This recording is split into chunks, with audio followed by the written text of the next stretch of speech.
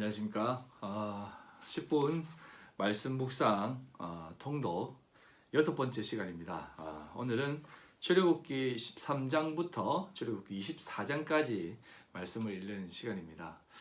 여러분 늘 하나님 말씀을 늘 마음속에 새기고 믿음으로 나가시길 바랍니다. 우리에게 있어서 말씀은 가장 중요한 부분이에요. 이러한 시기일수록 말씀을 놓지 않고 꼭 붙잡고 살아가는 게 중요합니다.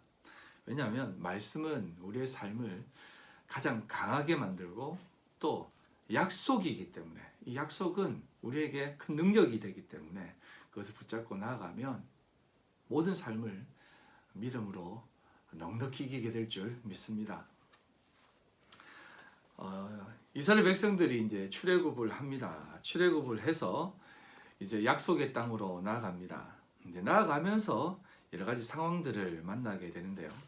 우리가 잘 아는 내용들입니다. 하지만 여러분 이 내용을 잘 곱씹어서 그 상황들을 잘 보시면 좋겠습니다. 13장부터 이제 쭉 나아가서 하나님 앞에 믿음으로 나갈 때 하나님께서 이제 홍해를 가르시고 홍해를 건너게 하십니다. 여러분 한 가지 이제 여러분들에게 이제 조심스럽게 말씀드리고 싶은 것은 홍해는 우리가 이제 잘 아는 레드시라고 알고 있지 않습니까? 사실은 이 레드시가 그 리드시라고 해가지고 그 헬라어로 옮기면서 70인역으로 옮기면서 홍해라는 뜻으로 바뀌었다고 합니다. 많은 학자들은 그렇게 생각하고 있습니다. 홍해가 사실은 홍해가 아니라 갈대바다라는 뜻이에요. 그래서 신명기 11장 4절에 보면 수프라고 해가지고 이게 히브리 단어로 갈대라는 뜻인데요. 그 홍해를 건넜다라고 하는 그것을 히브리 원어로 보면 갈대바다라는 것입니다. 이게 왜 중요하냐면 뭐 홍해를 건너든지 뭐 갈대바다를 건너든지 큰 의미를 두기는 좀 그렇지만 여러분 갈대라는 것은 갈대 상자를 보더라도 알 수 있듯이 이 갈대 상자 아크라고 하지 않습니까? 모세가 담겨진 그 갈대 상자가 원어로 아크입니다. 방주라는 뜻입니다. 그런 것처럼 갈대 상자로 모세가 건진받았고 갈대 바다를 건너서 출애굽을 하였고 이것은 죽었다가 다시 살아난다라고 하는 개념이 담겨져 있는 단어적 유희예요. 그렇기 때문에 이런 단어 하나하나도 참 중요한 부분이 있습니다. 그러한 상황 가운데에서 하나님께서 이스라엘 백성들을 출애굽시킵니다. 그리고 또 한 가지가 우리가 조금 놓치고 있는 부분이 뭐냐면 홍해가 갈라질 때 우리가 애니메이션이라든지 영화를 보면 그냥 한 번에 쫙 갈라진다고 생각하지만 말씀을 자세히 보면 동풍이 불어서 밤새도록 불어서 물벽을 만듭니다. 그리고 땅을 마른 땅으로 만듭니다. 밤새도록 만듭니다.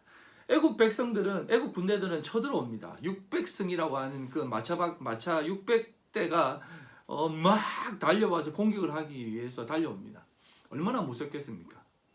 눈앞에까지 닥쳐오지만 하나님의 사자가 하나님의 그 모든 권능으로 밤새도록 홍해가 갈라지는 그 기간 동안 애굽 군대들을 막아냅니다.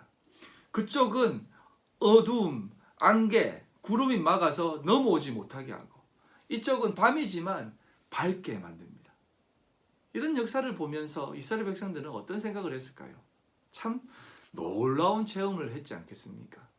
사실 이 놀라운 체험이 오늘 살아가는 우리들에게도 매일매일 늘 있다는 것을 꼭 잊지 마시길 바랍니다. 그래서 이스라엘 백성들이 홍해를 가르고 넘어갑니다. 넘어가고 나서 어떤 일이 납니까? 넘어가자마자 애굽 군대를 막고 있던 그 모든 어떤 이적들이 사라지고 애굽 군대가 이스라엘 백성들을 쫓아옵니다. 쫓아올 때 어떤 일이 납니까? 다 들어오자마자 하나님께서 그 바다 길을 다시 막아버리고 물이 통하게 합니다. 그 순간 애굽 군대는 다 수장하게 됩니다. 이 내용들이 애굽에만 퍼진 것이 아니라 이스라엘 백성들이 광야를 지나가는 그 모든 상황 가운데 만나게 될 수많은 이방 민족들, 그 이방 민족들에게도 그 소문이 다 퍼져버립니다. 그래서 이스라엘 백성들을 아무도 건드리지 못합니다. 후에 이제 아말렉 군대와 맞닥뜨려졌지만 그 역시도 하나님께서 돌보셔서 이스라엘 백성들이 대승하게 됩니다. 거기 아론과 훌의 또 도움이 나타나죠.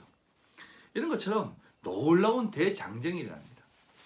한 가지 더 말씀을 드리면 이스라엘 백성들이 약 60만 명 이상이 이렇게 나왔다지만 장정들 말입니다.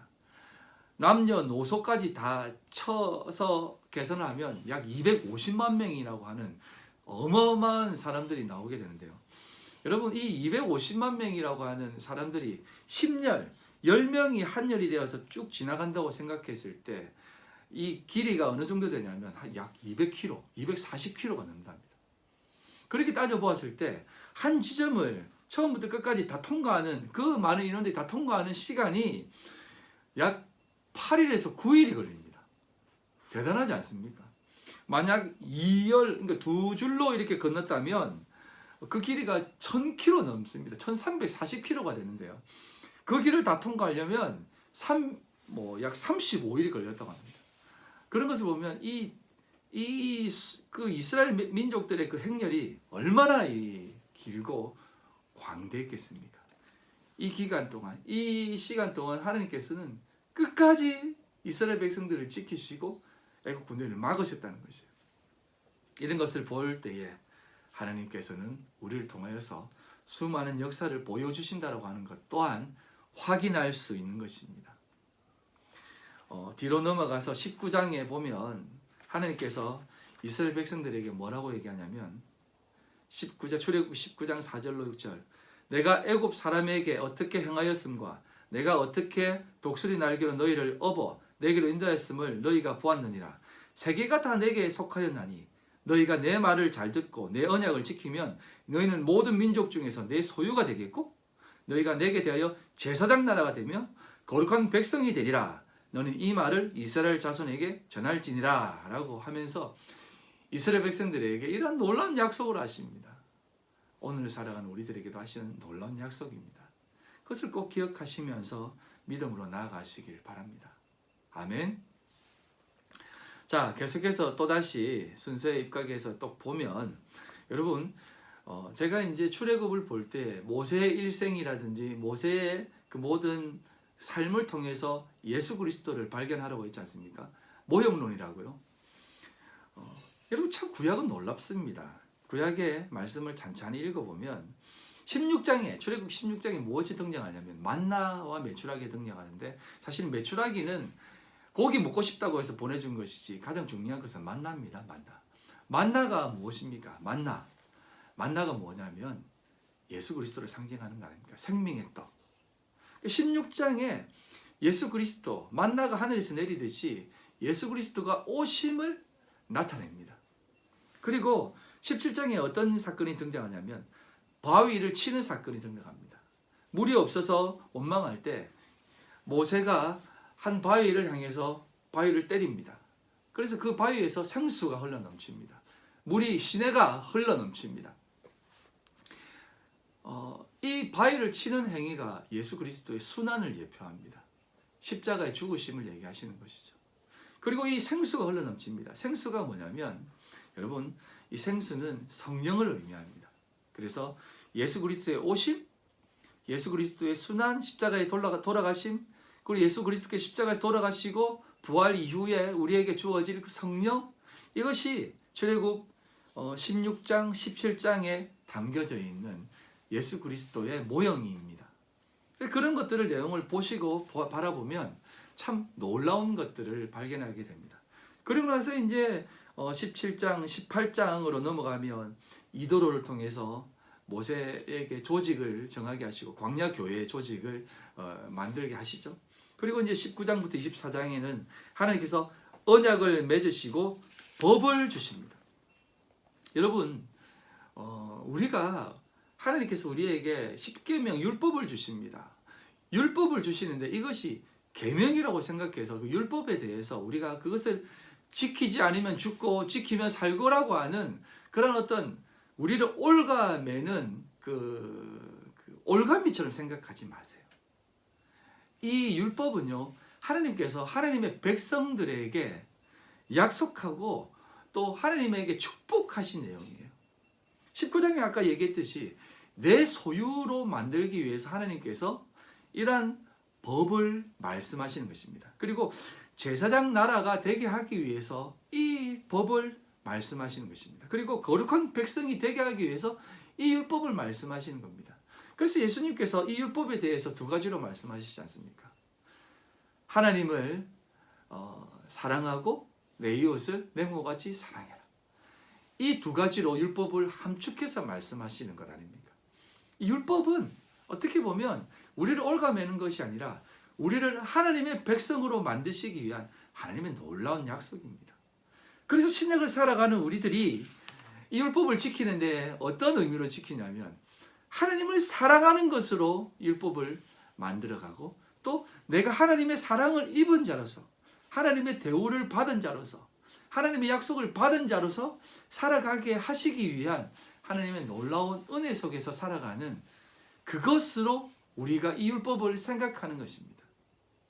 그래서 내가 이 율법을 알고 있는 것으로 하나님의 백성이구나. 좁은 문으로 초대받은 것으로 내가 하나님의 백성이구나 라는 것을 알 수 있는 것입니다. 사랑하는 성도 여러분, 하나님께서 여러분들을 하나님의 백성으로 부르셨습니다. 참 조심스럽지만 정선의 결과가 나왔습니다. 하나님의 어떤 그런 일들이 조금은 가리워진 듯한 모습으로 보여지지만 여러분 꼭 기억하십시오. 모든 것은 하나님의 뜻 안에 있습니다. 하나님께서 행하시는 그 놀라운 계획은 변함이 없으십니다. 긴장하지 마시고요. 하나님 바라보고 나아가십시오. 하나님은 우리에게 광야로 이끄십니다. 광야로 이끄실 때 그냥 이끄시는 것이 아니라 우리에게 모든 것을 다 준비하셔서 하나님께서는 이끄십니다.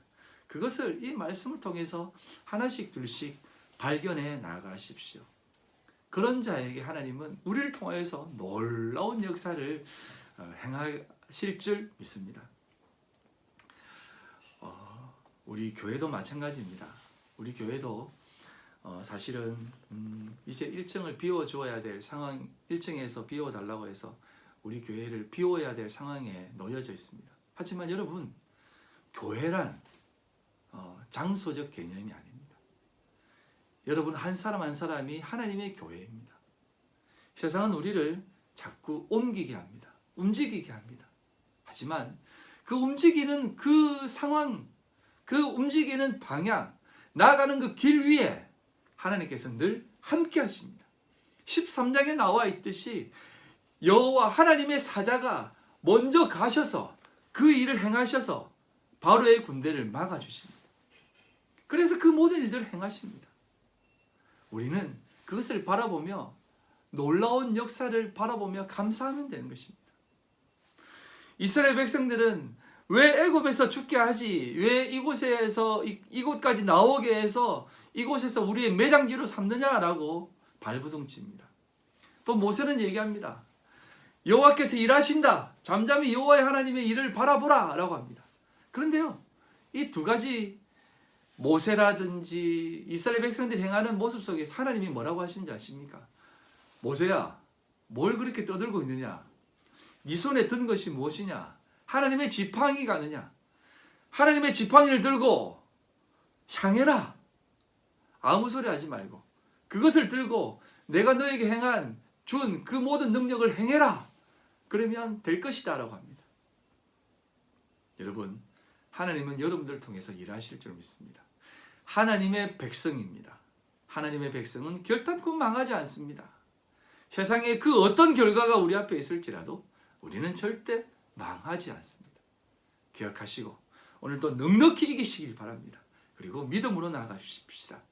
여러분들의 상황과 여러분의 가정과 모든 삶의 터전 위에 하나님께서 역사하신다는 것을 꼭 기억하시고 오늘도 믿음으로 나아가 모세가 행했던 이스라엘 백성들이 걸어갔던 그 길 위에서 때로는 원망도 하고 힘든 상황도 만나지만 하나님께서 일하신다라고 하는 그 사실을 꼭 기억하시고 믿음으로 나아갈 때 하나님은 여러분들을 통해서 그 놀라운 역사를 보게 하시고 보여주실 줄 믿습니다. 아무쪼록 늘 승리하시는 우리 아름다운 공동체 여러분 또 이 영상을 보는 모든 분들이 되시기를 주님의 이름으로 간절히 축복합니다. 주일날 뵙겠습니다.